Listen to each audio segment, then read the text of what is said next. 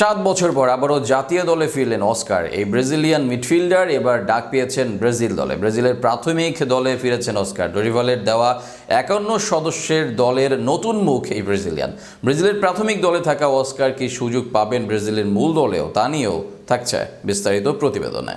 2017 সালে ইউরোপ ছেড়েছেন চীনের ক্লাব সাংহাই এফসিতে যান বিশাল অঙ্কের বিনিময়ে। 26 বছর বয়সে ক্যারিয়ারের পিক টাইমে থাকার সময় ইউরোপ ছাড়েন।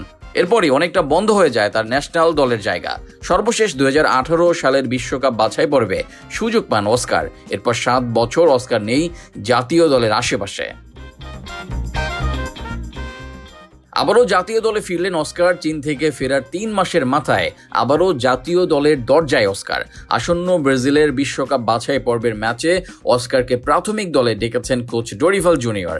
51 সদস্যের দলের মুখ এই মাঝমাঠের কান্ডারি।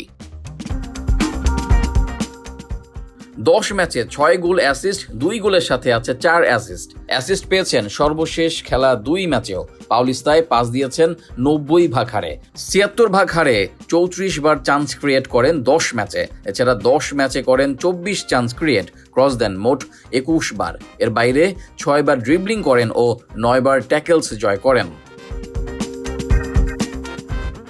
যার ফলেই ডরিভালের দলে সুযোগ মিলেছে অস্কারের। মূল দলে সুযোগ পেতে অবশ্য অস্কারকে লড়াই করতে হবে পাকুয়েতা, নেইমারদের সাথে। প্রাথমিক দলে 13 জন থাকলেও মূল দলের সংখ্যাটা কমে আসবে। সেখানে অস্কারের পজিশনে খেলবেন পাকুয়েতা, নেইমাররা। সে ভাবনা থেকে হয়তো অস্কারের মূল দলে খেলার সম্ভাবনা খুবই কম।